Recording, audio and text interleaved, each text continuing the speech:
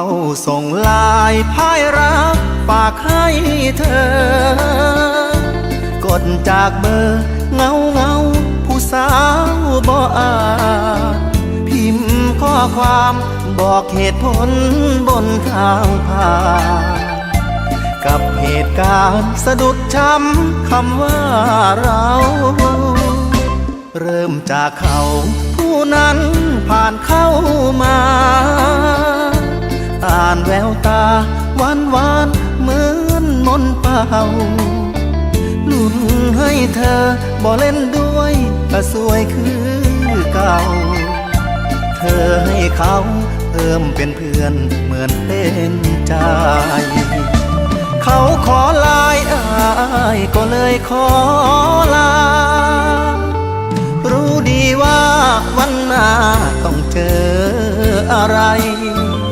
อายกับเขาเทียบฟอร์มบ่ยอมก็พาย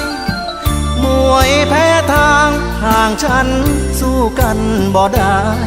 ถามเธอเลือกใครก็ออกอาการลังเลบ่อยากโอเคเครียดเด้แต่ทำไงกดส่งไลน์ซ้ำๆส่งฮักพังเพขอแค่เลิกใจเลิกคบแบบจบเท่ๆใจดำแท้เดลายไปเกิดเพราะเธอบ่อา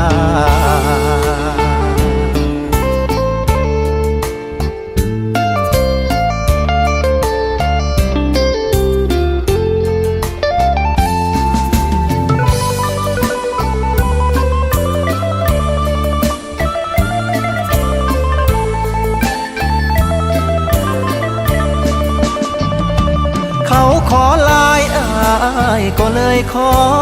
ลารู้ดีว่าวันหน้าต้องเจออะไรอายกับเขาเทียบฟอร์มบ่ยอมก็พาย